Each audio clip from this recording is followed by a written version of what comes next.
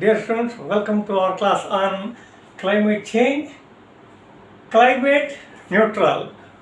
We always find carbon neutral, but here it is climate neutral. Before that, I would like to once again explain to you that the climate change is driven by land use change,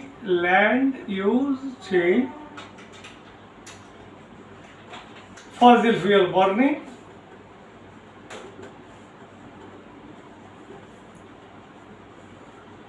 through greenhouse effect,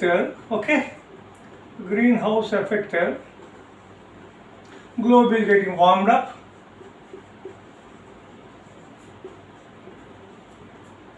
and finally it is resulting in the disasters. This is the one school of view. Then, when land use is getting changed, fossil fuels are burning, greenhouse effect is causing global warming and disasters are occurring. One of the schools, one of the proposals of a school of view, is that we can go for climate neutrality. What is the climate neutrality? As I said a minute back, it's not carbon neutral, climate neutral. So no net greenhouse gas emissions. That's it. Climate neutral means no net greenhouse gases emissions. That's it. How is it possible? Now I just try to read a small note of UNEP. Small note of UNEP. What is that? Climate neutral is not just carbon dioxide that is driving the climate change. Even if it makes up almost 80% of the climate gases emitted by human activities.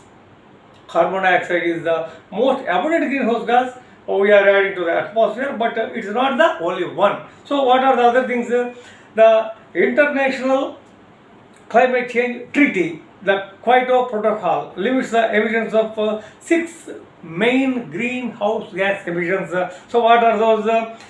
Carbon dioxide, methane, nitrous oxide, hydrofluorocarbons, perfluorocarbons, and sulfur hexafluoride. Now, so coming back to again the definition of climate neutral. The term climate neutrality mean living in a way which produces no net greenhouse gas emissions. This should be achieved by reducing greenhouse gas emissions as much as possible and using carbon offsets to neutralize the remaining emissions.